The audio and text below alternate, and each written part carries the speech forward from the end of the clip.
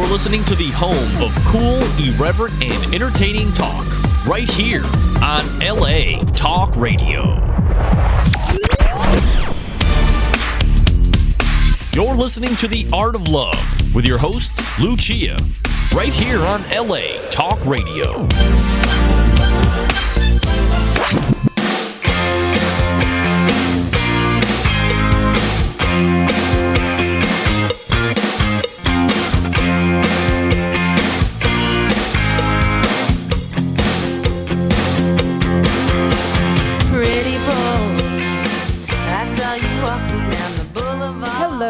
Welcome to The Art of Love. My name is Lucia.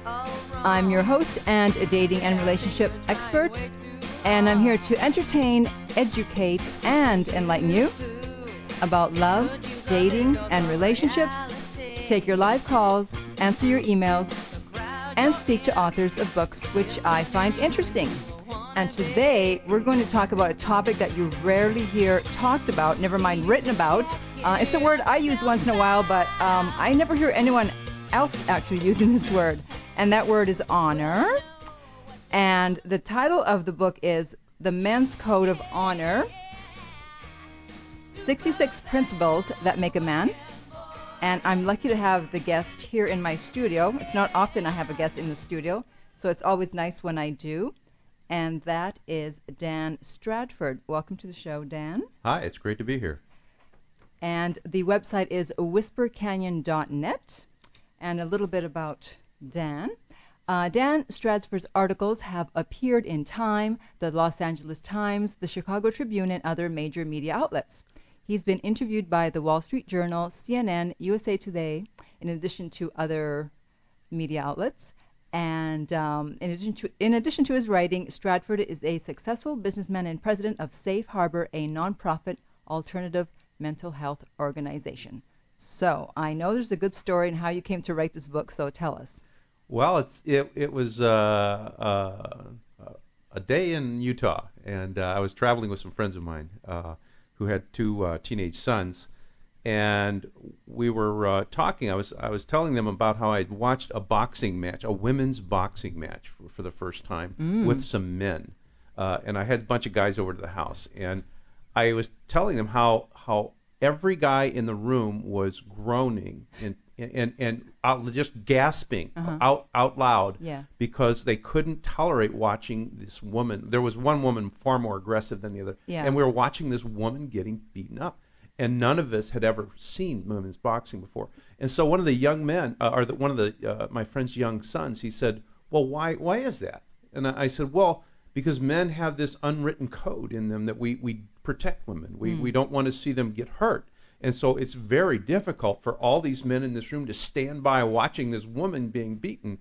And we got used to it after a while. We realized it was a sport, but when I was telling this boy this, his father was nodding his head. Yes, oh yes, the unwritten code, And I thought, well, that's interesting. I know about this code, and he knows about this code. And I mentioned this to other men, and I'd see their head go up and down. Oh, yeah, the code, yeah, and so I thought, well, that's interesting. We all know about this code, but nobody's written it down, So I thought, let's see what is that code, And so that started me on the road. So I know some people are listening and they're thinking, is this like the bro code? Oh, no, it's not that at all. Honor is a little selective. Sometimes even they say there's honor among thieves and that sort of thing. So every group, even in prison, you've got codes of honor, But no, this is the men's code of honor that is been with us through centuries. It's not just a selective group. These are things that have just stood the test of time. A lot of them I researched codes of honor, military codes, codes of chivalry, and cowboy codes. There are athletic codes and that sort of thing that have been with us a long time. And also I asked a lot of questions. What are men built for? What have we done traditionally? What is it we teach our boys? What is it that men expect of other men and that sort of thing? I asked a bunch of these questions to kind of decipher what is it that we expect, that men expect of other men and that are considered desirable characteristics.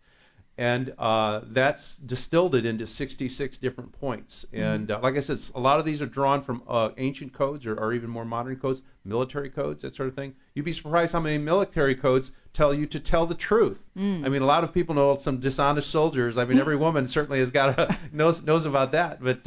But frankly, a lot of military codes are very big on responsibility and telling the truth. So anyway, that there's a lot to what is inside of men. Right. Okay. Yeah. So, like I said in the beginning, honor is a term you rarely hear used these days. So, give us your definition. Well, honor. George Patton, General George Patton said, "Duty is the essence of manhood," and basically, what honor is when duty requires you to do something. It's when you're basically, you can take the easier road or the harder road, but basically you're taking on the difficulties, rather than transferring difficulties to others, you're taking it upon yourself. And honor is what that is integrity, and assuming the duties and responsibilities that a leader takes on, basically. And I mean, when I say a leader, we're all leaders in our own small areas, but you're taking on, like I said, the duties and responsibilities. Honor is it's integrity. It has a lot to do with honesty, because when you tell yourself the truth and we tell others the truth, it naturally brings upon you can get out of a lot of things by lying, but when you tell the truth, it brings a lot on your shoulders. And that also, carrying out those duties that honesty brings, is also part of honor. Okay, so you said in the book that men take matters of honor very seriously, but it doesn't seem like the men of today do. Maybe the ones in the 50s, but I don't know about the guys today. Yeah, a lot has happened to men in the last 50 years. I think it's primarily due to two different things. One is the rise in fatherless homes. Men do not have the mentors they had 50 years ago. Right. And that has slowly disappeared from our society. And one of the most interesting changes has been the women's rights movement. And I have two daughters. One's an attorney, and the other one's getting her master's degree. I'm all for women's rights and women empowerment and doing with whatever they want to do in life. But the fact is that we're in an evolutionary stage where a lot of men have lost their role in society. Women are the concept is that women are equal to men. Well, they may be equal in certain ways, but they're not the same as men, and that's the confusion that's kind of gotten entered in. And in fact, for a long time, psychologists were trying to say, yeah, they're the same as men, and that didn't work too well.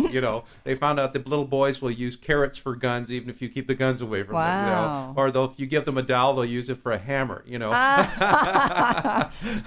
I heard a great story of a lady who tried this. She gave the boy a doll and the girl trucks, and the boy used the doll for a hammer, and the girl had the trucks talking to each other, Wow.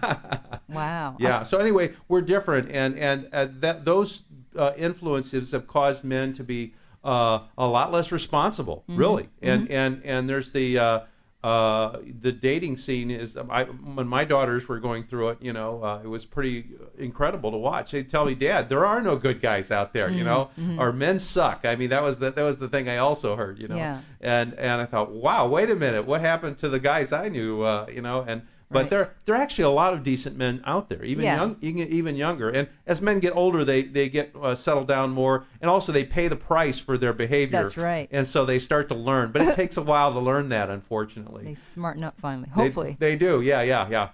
So what would you say is the difference between honor and chivalry? Chivalry is similar to honor. Chivalry is when you're behaving properly towards a gentleman, towards women, toward ladies. That's being a gentleman, is what chivalry is. And there is certainly honor. That's a very old notion. If you think honor is an old notion, chivalry is, there's an old saying that chivalry is dead, and it's not dead. There are a lot of really gentlemanly fellows out there, and there's even websites about how to be a gentleman. There are books on it. Yeah, I think it's coming back in vogue. To be chivalrous. It is, being chivalrous on the surface starts with being, opening the doors, pulling the chair back for the lady when you're at a restaurant, those kinds of things. But it takes on bigger significance when you have to be a real man. All right, you're willing to stay in the rain and let her have your umbrella, but are you willing to run out there and if somebody's trying to steal her car or carjack her, are you willing to go down there and intervene? I mean, how chivalrous are you willing to be? So that's where it gets into honor. Is right. when you get into the big important stuff. Yeah, and it's funny because we're talking about this topic today, and just the other day on Facebook, I saw this quote that said, "Chivalry isn't dead; it went the way of acting ladylike." Yes, wow, that's true. I think if you want to know where the gentlemen are, you say, well, there's probably as many gentlemen as there are ladies out there, So it's true. If the demand isn't there, and I have to tell you, honorable men, chivalrous men are often sometimes ridiculed by some. It's like, what a joke! Look at this guy. Why not? Why isn't he? This is an honest guy. He's so easy to fool. He's so easy to cheat. He's so easy to betray because he's vulnerable. He expects others to treat him the same way, and so he looks like a schmuck, to some people. But of course, women soon realize that that when you're dating a guy who's not honest with you, one of the lines of the codes is to mean what you say and say what you mean. And I was thinking about women when I was writing that one. I thought, man, that's where they get clobbered. Is the guys who say, yeah, I'll call you in the morning, and you never hear from them, or whatever the fast line is. And it's really they're just being dishonest basically. And it may sound uncool to be honorable, but boy.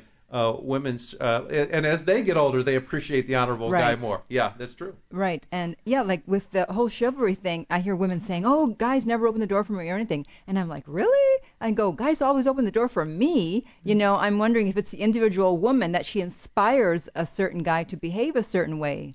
I believe so. I certainly know that if you're around, I always open the door for my wife and for my daughters. But if I'm around a woman who seems aggressive or seems to be very honestly in her masculine energy. Yeah, exactly. And you go, well, I guess she may be. That's another thing is men feel that she may be offended by me doing this, or she may take it the wrong way or something. So you tend to want to back off. So yeah. It's true. Femininity definitely attracts more masculine behaviors. Yeah, because I just noticed the other day at the gym where everyone's kind of in their masculine because, women are lifting weights and everything. And I'm waiting for the elevator and going up and going down, there was a young man waiting with me, like a different young man. And the elevator came and I just expected them to go in ahead of me. Instead, they put their hand out like, you go ahead. Wow. I'm like, wow. There you go. I'm impressed. Yeah, absolutely. So, okay, so then where do you think that class fits into all of this?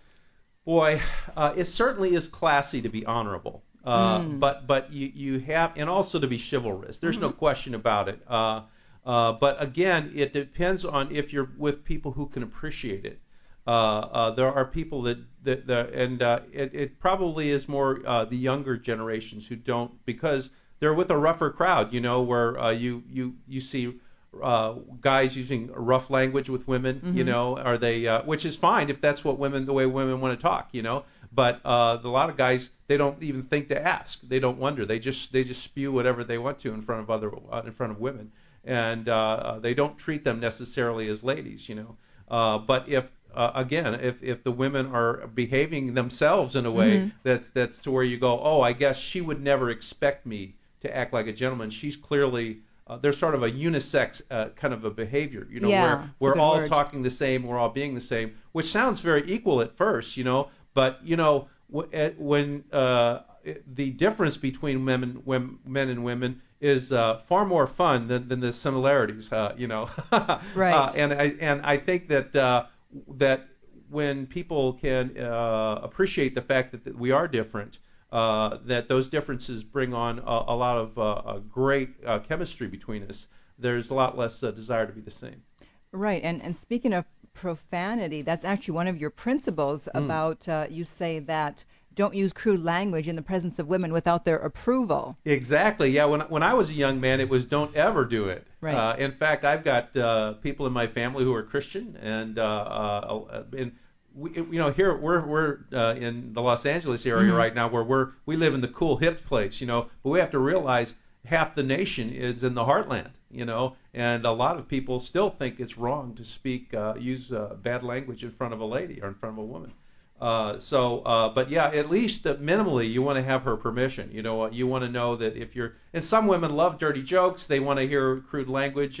or they have no problem with it, or they start drinking and out it comes, Right. That's true. They're just as bad as the guys. Sure, yeah. And I don't know if you want to even call it bad. I mean, I'll call it bad. Okay, fair enough.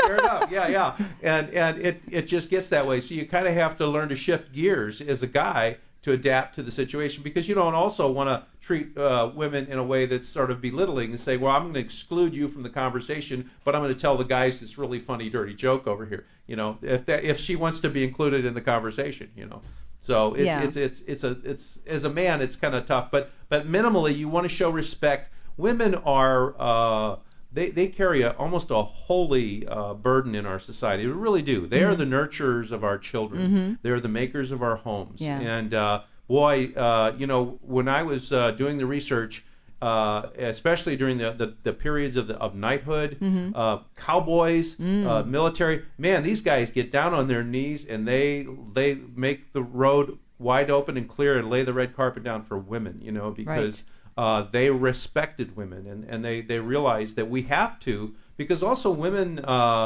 have this incredible creativity about them that brings. Well, I guess so. They're the only ones that can create us. They create all of our babies.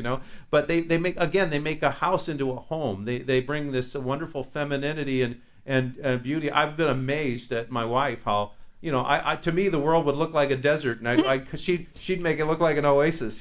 She'd put flowers there, Right. Or she'd put perfume on herself, or she would put lovely colors here and there, or dress something up. And even when we were barely had any money when we were young, she'd find some way of dressing the place up to look really nice. And, Right. and I'd come home and go after working long hours and go, wow, what happened to this place?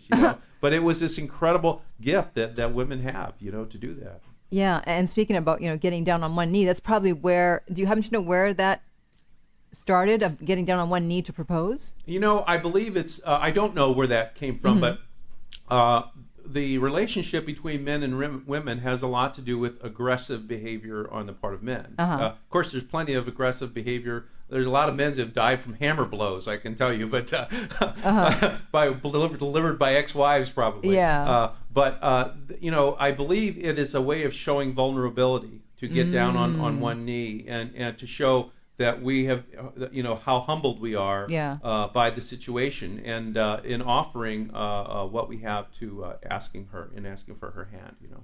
Right. Yeah, that sounds good. So let's see. Moving along.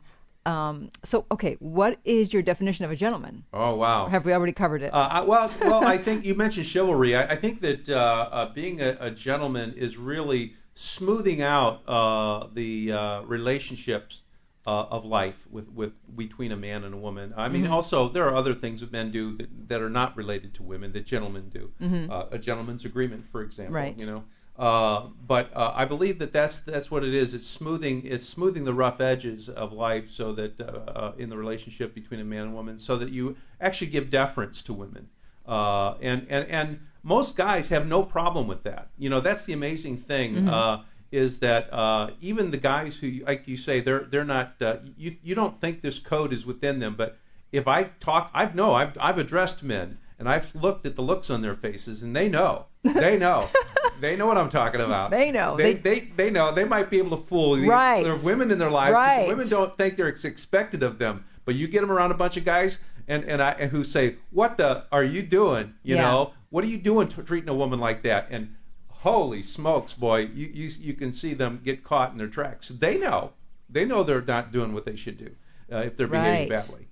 So it's there. A lot of it is there. I wouldn't say all of it. There's still a lot of training that's not there. And I have to tell you, amongst decent men, even probably one of the hallmarks of honor is courage. Really is, because it takes courage to be honest. It takes courage to take on the responsibilities of living, right. And also occasionally face danger. If you're a man, that's one of a man's job, is to occasionally face danger. It really is. But among really decent men, there is something that really scares the hell out of us, and that is that we're going to let our women down. And that's brutal.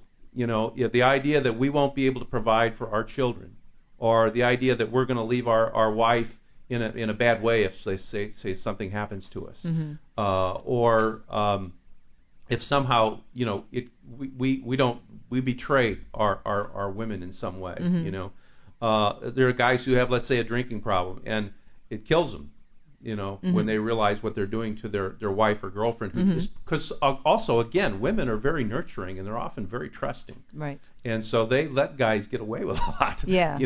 And we appreciate that. But the concept of it is that you're going to straighten yourself out. Right. The concept behind that is the man will fix himself. Yeah, be a man. Yeah, exactly. He'll man up. Exactly. But when they don't, or even believe me, that's a lot of guilt that men carry, is that they fail their women, and it bothers them. So you just use the term man up. Yeah. So is that like being honorable? What is that? Yeah, it's the same thing. It's more modern term, Yeah. more modern way of saying be a man, act like a man. And again, that was another part of when I put the code together. I thought, isn't this amazing that people will use that? They'd say act like a man. Well, they have this idea in their head of what that means. Right. And so and usually it has to do with courage, or being honest, or being forthright, or taking responsibility for what you're doing. You could probably list about 10 or 20 things out of the code of honor just off of that phrase, to act like a man. How many men have been told that who weren't paying their child support? I'm sure that's a standard line. Right. Yeah, in custody hearings and stuff like that. Or if a man's like literally crying over a woman, they're like, stop it, be a man, damn it. Yeah, that's true. If they're falling apart, and that's a matter of strength as well. Stepping up and basically, that was one of the lines I quoted. It was almost from Martin Luther King, where he said, "It's stand tall in the face of adversity." Which is, again, act like a man. He said, it's easy to be strong and deal with stress or deal with things when things are going smoothly, but when things are hard and tough, that's when you really find the character of a man.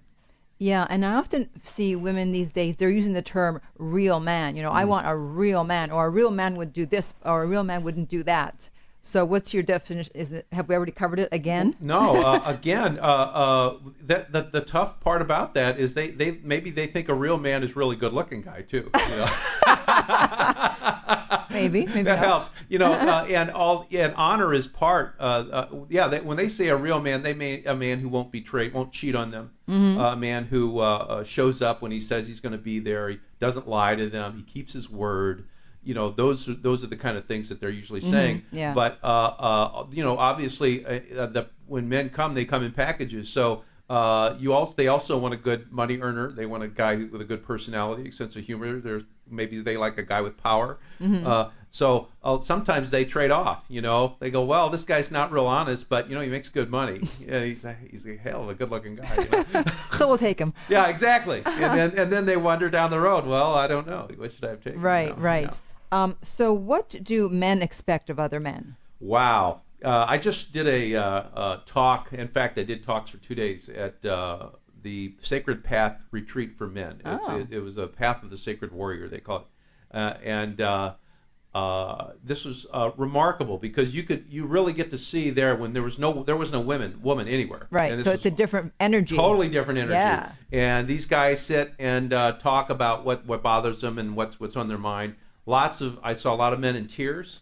I saw lots of men hugging each other. Men are very affectionate with each other when there's no women around. Yeah, well, when there's a camaraderie situation, okay. Yeah, big camaraderie. And honest to God, the bond between men can sometimes be stronger than that between men and women. I mean, they'll give their lives for their brothers, wow. And that sort of thing. Very powerful. But there's that trade-off. It's like they know that you don't cheat on your, you don't get around. You might be around a bunch of guys where this is accepted or something, to cheat on your wife or something like that. But if you're with a group of guys who are real men who are advancing their cause, like in this group I was with, in fact, there was an explosion because one of the guys had stepped up and said something about they would have these group meetings, and one of the guys stepped up and said something about it was okay to have cheated on his wife. And another guy stepped up and said, that's not right. And it was like this lasted for 24 hours, this uproar, but they face each other and they stare at each other and they stare at each other. One of the things that they did when they wanted to talk to another man is they would stand up face him and they would put their hand right on his chest to like create a solid bond there, you know, and then they would say exactly what was on their mind. And it's very direct. You know, women are often not direct sometimes. They're a little more the gentle arts, you know, but not with men. It's usually they would go for the direct thing, you know. Right. And so yeah, they expect a lot of each other. And when that's why I say with fathers missing from the homes, that's real tough. It's real tough because they don't. It's great to have a mom who can do the job, you know, but there's that masculine presence and that masculine viewpoint is very different than the female. They need both. They really do need both. Of course. Yeah. Yeah, because otherwise the mother tends to, oh, my poor baby, as opposed to, oh, let him fall and trip. Yeah, there are plenty of women visiting their sons in prison. I can tell you that right now. The ones that babied them and then let them get away with everything. Yeah, probably. I'll bet you the stats would show a lot fewer fathers visiting their sons in prison than mothers. You know. Wow. Yeah, I wouldn't doubt it because, you know, that's not going to happen to all kids, of course, who grow up without a father. Right. But it's a lot harder if there is a tendency for this boy to go astray or to basically it's problem solving. He doesn't solve it maybe the way a real man would, because a father is older. He's the same boy, but he's a lot older. He's gone through the same things that this young man has done. So it's great to have that mentor around, even if he's not a great father. My father had mental illness. In fact, you mentioned I have a nonprofit. It has to do with mental health, and it came out of my father's mental illness. And I grew up. He was away from me for half of my life. But you know what? I'm astonished at my age at how much I learned from my father. He was a decent man. He had a good sense of honor. Stealing, you don't steal, you don't lie, you know, you don't betray your wife. You know, he's married to my mother for 50 years, and you know, and I'm 36 years. I can say on international radio here, I've never cheated on my wife, and no Monica Lewinsky is going to step forward. I can tell you. That's good. Yeah. So do you feel that men are being forced to act less manly today than they would like to? Yeah, it is a problem. I think that it's sort of politically incorrect, and it's kind of a confused area because now it depends on who you're with. I mean, some women really like a man being masculine.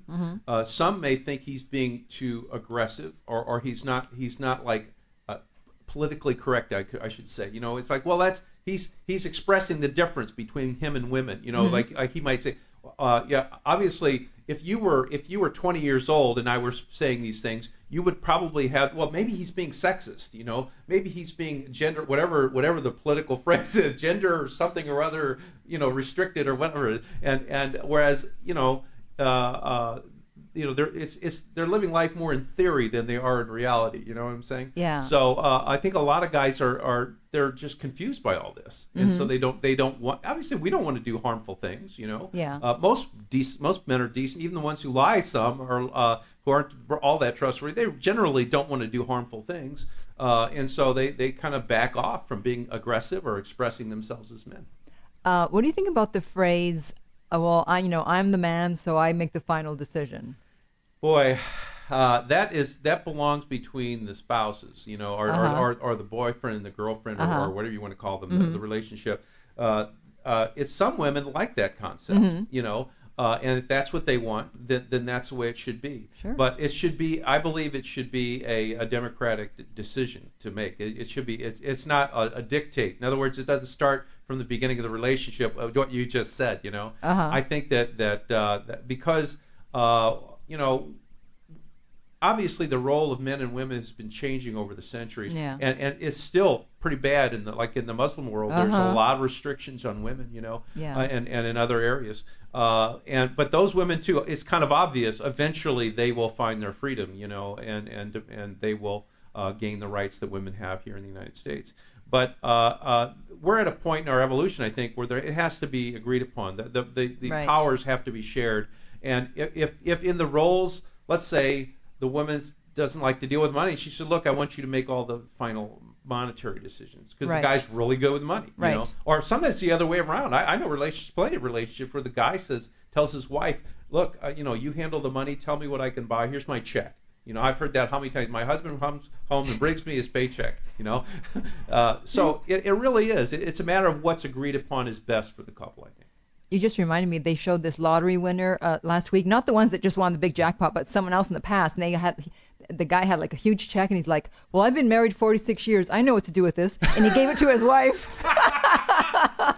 Oh, that's beautiful. That's beautiful. Yeah. Well, you deal with a relationship coach, and I think that relationships really are individual, and it really depends on the men have roles in society, and women have generic roles, we might say. Men are protectors, we're guardians, we go out and do the hard work and the dirty work. Most mechanics are men, blah, blah, blah. But, when you have a relationship between two people, you really should use the best of your strengths and utilize what's best, what balance is best for both of you. So, like I said, if a woman is good with money, or maybe she's a great mechanic. I mean, there are women, and frankly, there are women who are great shots, great sharpshooters, and so maybe the gun should be on her side of the bed. Yeah, I like that. That's funny. So you said in the book also that many honorable men became so by behaving dishonorably. Yeah. I think all of us. Certainly no man goes through his life without behaving dishonorably. Right. Unless he's a monk somewhere at birth. And probably he's been a dishonorable monk at some time. But we learn, and some of the most honorable and remarkable honorable men are those who have been the worst, because they cause a lot of pain. Right. There are a lot of young women out there who have been mistreated by men, cheated on, lied to, and believe me, I would say most of those men, as they grow older, your face will be in their memories for years to come. That's good to know. Yeah, believe me, as someone that they are seeking forgiveness from. I'll tell you a story. I got an email several years ago, and it said, "Is this the Dan Stratford who went to Cleveland High School?" Well, I did, and I went to Cleveland High School in St. Louis. And I said yes, and it was from a girl I had dated, and I had lost track of her 37 years ago. And I was going to marry her. Wow. 37 years, and so I told my wife. I didn't want this to be a secret. I told my wife about it, and she said, "Yeah, go ahead. It's okay with me. Talk to her." And I mean, not that I had to ask permission to talk to her, but I wanted my wife to know this was there. That's very honorable. Yeah, believe me, I felt a lot better that way. And she was wonderful, because she also said it's perfectly natural that you have emotional feelings about this. Why wouldn't you? You're a human being, and you had an attachment to this person. Yeah. And so I was so grateful after 37 years to be able to tell this woman, I'm sorry for the things that I did. Wow. And the burden that came off of me was phenomenal, and I've been carrying that, Was that why she contacted you? No. Oh, okay. She was like, "What for?" Her attitude was that she wasn't even thinking of anything I had done, Yeah. She was just glad to see me again, Right. But for me, those things had been on my mind, Yeah. And so yeah, I can tell that especially young women, those incidents stay with a man, and they cause pain, and they realize they cause pain, and sometimes they cause a lot of pain. They may bring pain to a child, or they get some girl pregnant and they just walk away from her, never call her back again, Right. and they're left to wonder what happened, what did this woman have to deal with? Maybe she got an abortion and walked away from it. Maybe she got an abortion and it drove her nuts for 6 months. Maybe she had the child, and you're left with that. A lot of men out there left with these kind of things, and as they get older, they have children of their own.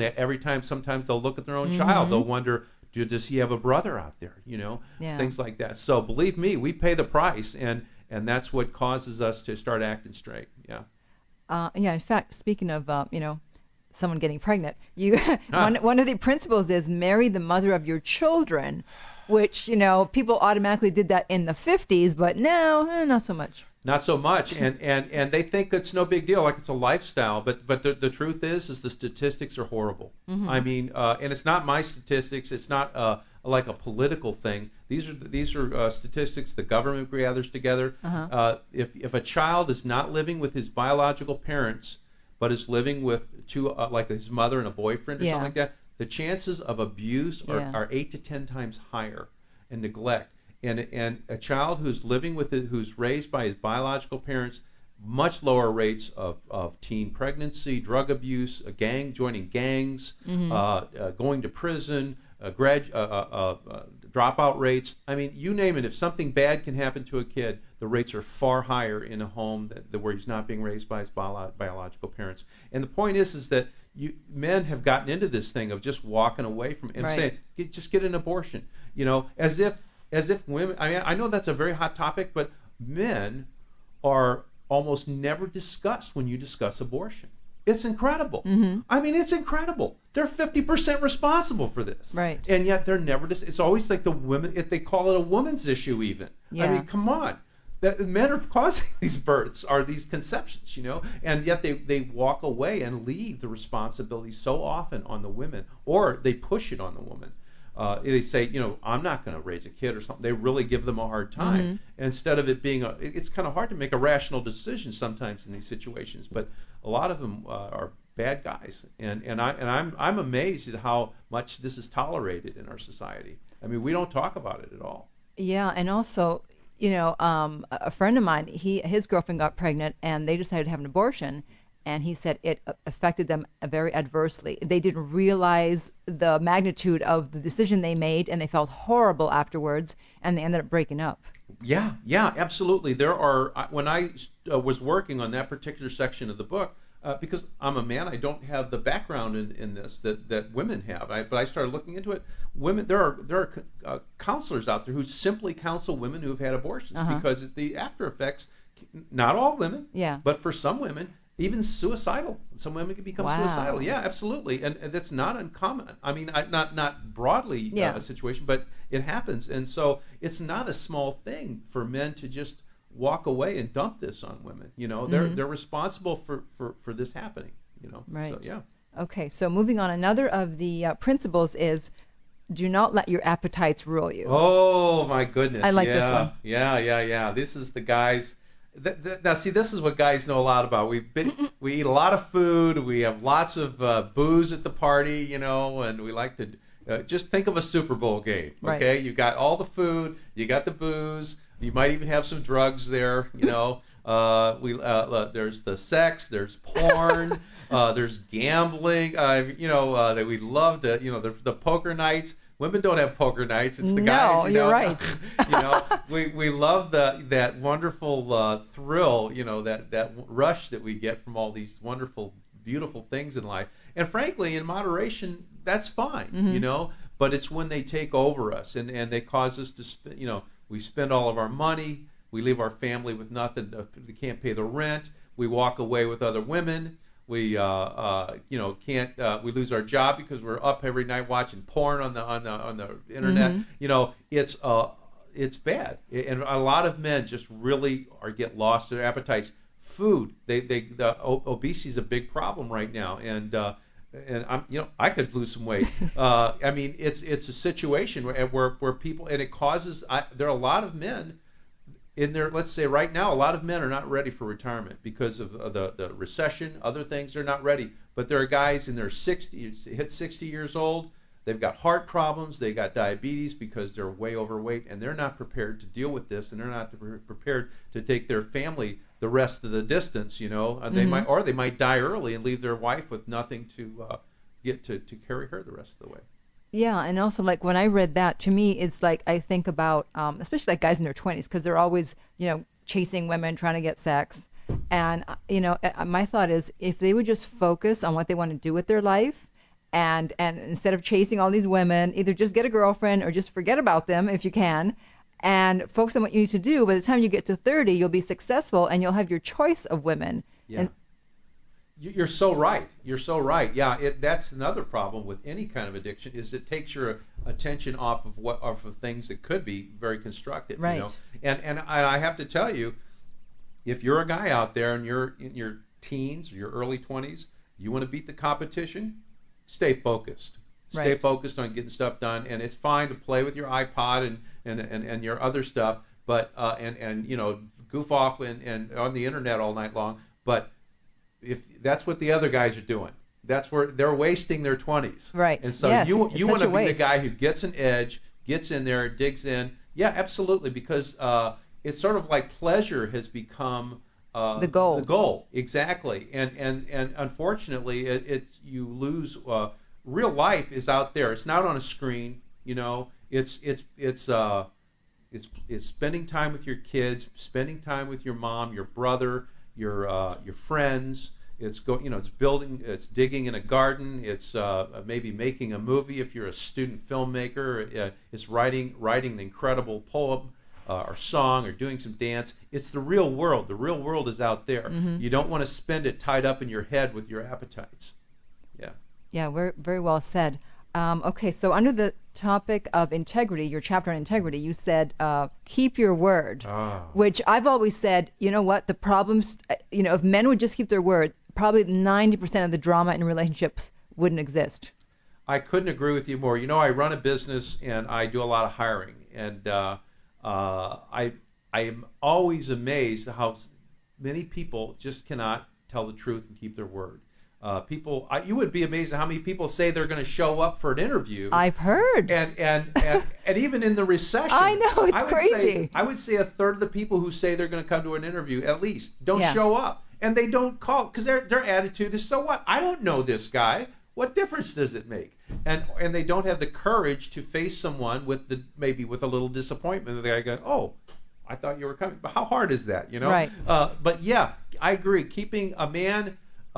Frankly, the guys who don't keep their word, they make life a lot harder for the guys who do, because they make us look suspicious.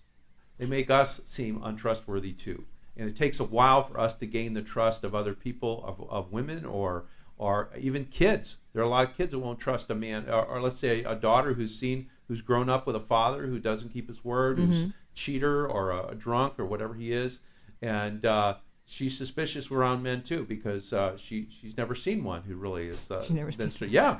Some haven't. Yeah. I'm going to be doing a retreat for boys from Compton who have lost their father. Oh, some of them great idea. have had men who are killed and stuff like that. I'm actually going to be a speaker at this retreat, and a lot of these kids, they don't know what it's like to be around an honorable man or somebody who keeps his word. They think that's the way to go, is to tell lies. They don't understand that it's all short term. And guys, let me tell you, I believe that the greatest aphrodisiac is trust. Mm-hmm. And on the long term. Yeah. It's not on the short term. You can get away with a lot on the short term and have a great night, even with cocaine if you want, I guess. I don't know. I've never done it, but I hear it's great. But for the long run, and the long run is the best. Yeah. Because there is something incredible about being with someone for a long duration and having this sense of trust and being unified with this person, and feeling so close and intimate,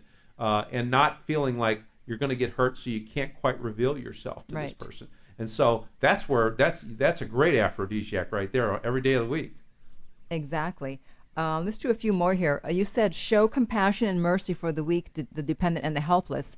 And, I bring this up because a girlfriend of mine was dating this guy, and they were in the car and at a stoplight, and this homeless guy in a wheelchair came up to the car, and he rolled his window down, and she thought he was going to give him money, right?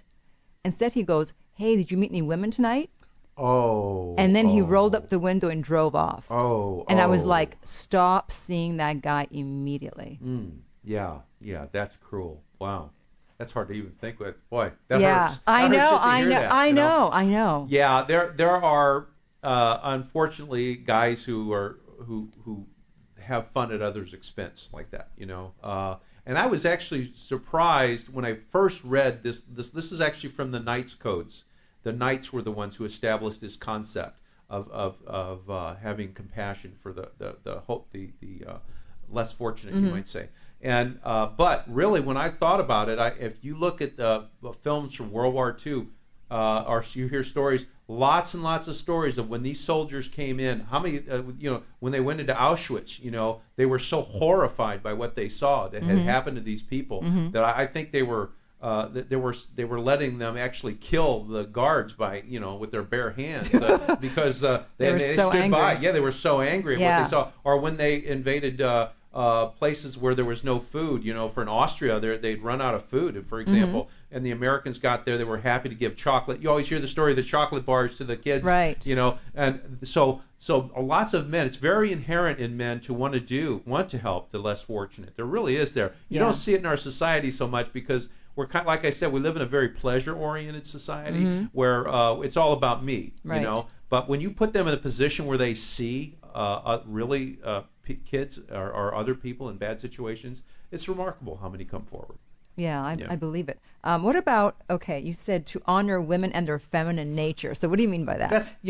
That's one of my favorite lines. And I'm not just saying that because you're a woman either. Okay. But I really do. My mother taught me to view a woman's body as a work of art.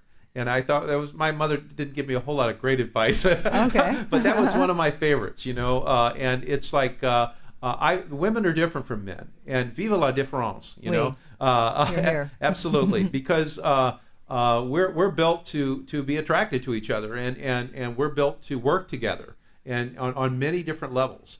And women, the feminine nature of women, like I said, they take our they're the hearths of our home. You know, they're the ones who bring warmth to a home. They nurture our children. They will do things for us and for their men and for their children. You know, they make incredible sacrifices. There was a story of I forget the guy. He's the famous Jew hunter. I'm not the Nazi hunter. Simon Wiesenthal, not the Jew hunter. Oh, okay. That's wrong. Simon Wiesenthal. He was very famous for going after Nazis. Yeah. And during World War II, just when the Nazis first started, he was Jewish himself. The Nazis were being cruel to the Jews, and he said his mother was having him come over, and she was fixing supper for him every night. And finally she fainted one day, and she woke up. He said, "What happened?" She said, "I haven't eaten in 5 days." Wow. Because she was being his mother. You know, she was taking care of him. And women, they've got this incredible beauty in them. I mean, I just am amazed by it myself, because it's not. I mean, I got a little feminine side, but I've gotten to see it in my daughters and my grandchildren and my granddaughters and my wife. And it's really remarkable, and it's something that men do revere. We can honor that. You know, it's something that's we want to keep and we want to protect. We're protectors, and we want to make sure that nothing happens to this wonderful better half of ours. Yeah. Speaking of which, now I'm thinking of like old movies where men are fighting because they're like, I'm protecting her honor.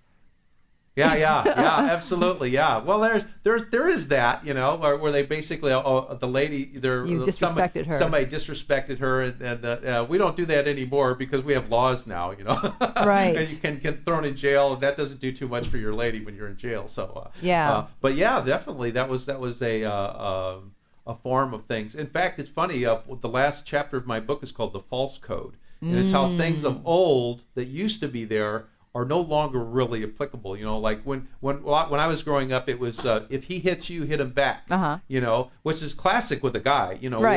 they always tell a boy, not always, but boys get told that a lot. But that doesn't really work when you get older. You know, so obviously the boys need to be taught something a little different. And the rule in the men's code of honor is, and it's not my rule, but it's one that would basically even military commanders agree to, is use force as a last resort and then use it well.